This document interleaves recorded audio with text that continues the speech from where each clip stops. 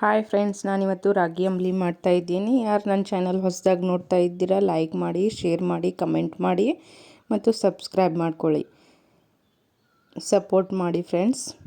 ನಾನಿವಾಗ ರಾಗಿ ಅಂಬಲಿ ಹೇಗೆ ಮಾಡೋದನ್ನು ತಿಳಿಸ್ಕೊಡ್ತೀನಿ ನೋಡಿ. ಫಸ್ಟು ಒಂದು ಬೋಗನ್ ಇಟ್ಕೊಳ್ಳಿ, ನೀರು ಕಾಯಲು ಇಡಿ. ಅದು ಕಾಯೋ ತನಕ ನಾವೀಗ ಬೆಳ್ಳುಳ್ಳಿ, ಶುಂಠಿ, ಉಪ್ಪು, ಜೀರಿಗೆ, ಸ್ವಲ್ಪ ಕೊತ್ತಂಬರಿ ಸೊಪ್ಪು ಹಾಕಿ ಇದನ್ನು ಚೆನ್ನಾಗಿ ಜಜ್ಕೊಳ್ಳೋಣ. ಇದನ್ನು ಚೆನ್ನಾಗಿ ಕುಟ್ಟಿದರೆ ಈ ಥರ ಪೇಸ್ಟ್ ಆಗೋವರೆಗೂ ಕುಟ್ಟಿ.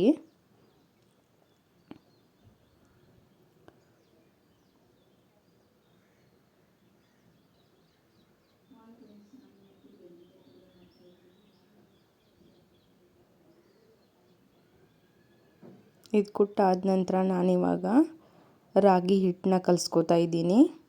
ಈ ಥರ 2 ಸ್ಪೂನಷ್ಟು ರಾಗಿ ಹಿಟ್ಟನ್ನ ನಾನು ಕಲಿಸ್ಕೊತಾ ಇದ್ದೀನಿ. ಈ ಥರ ಚೆನ್ನಾಗಿ ಕಲಿಸ್ಕೊಳ್ಳಿ.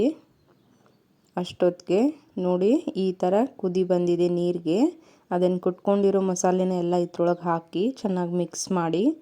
ನಂತರ ರಾಗಿ ಹಿಟ್ಟು ಕೂಡ ಕಲಸಿರೋದನ್ನು ಈ ಥರ ಹಾಕ್ಕೊಳ್ಳಿ. ಈ ಥರ ಚೆನ್ನಾಗಿ ಮಿಕ್ಸ್ ಮಾಡಿ. ನಾನಿದು ತೆಳ್ಳಗಾಗಿರೋದ್ರಿಂದ ಇನ್ನೊಂದು ಸ್ವಲ್ಪ ರಾಗಿ ಹಿಟ್ಟು ಕಲಸಿ ಇದ್ರೊಳಗೆ ಹಾಕಿದ್ದೀನಿ. ನೀವು ನೋಡ್ಕೊಂಡು ಹಾಕ್ಕೊಳ್ಳಿ. ಈ ಥರ ಚೆನ್ನಾಗಿ ಮಿಕ್ಸ್ ಮಾಡಬೇಕು. ಇದನ್ನು ಚೆನ್ನಾಗಿ ಕುದಿಸ್ಬೇಕು. ಈ ಥರ ಕುದಿಸ್ಕೊಳ್ಳಿ ಫ್ರೆಂಡ್ಸ್. ಚೆನ್ನಾಗಿ ಕುದಿದ್ರೆ ಮಾತ್ರ ಚೆನ್ನಾಗಿ ಬರುತ್ತೆ. ಗ್ಯಾಸ್ ಸ್ಲೋ ಇಟ್ಟು ಈ ಥರ ಕುದಿಸಿ ನಂತರ ಇದನ್ನು ಆರಲು ಇಡಿ. ನಾನೀಗ ಮಜ್ಜಿಗೆ ಮಾಡ್ಕೊತಾ ಇದ್ದೀನಿ. ಈ ಥರ ಮಜ್ಜಿಗೆ ಮಾಡ್ಕೊಳ್ಳಿ.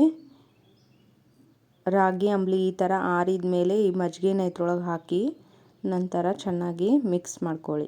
ನಾನು ಈರುಳ್ಳಿ ಹಾಕಿಲ್ಲ. ನಿಮಗೆ ಬೇಕಂದರೆ ನೀವು ಈರುಳ್ಳಿ ಸಣ್ಣದಾಗಿ ಹೆಂಚ್ಕೊಂಡು ಇದ್ರೊಳಗೆ ಹಾಕ್ಕೋಬೋದು. ನಾನು ಹಾಕಿಲ್ಲ ಫ್ರೆಂಡ್ಸ್. ನಿಮ್ಗೆ ಹೇಗೆ ಬೇಕೋ ಹಾಗೆ ಮಾಡ್ಕೊಳ್ಳಿ.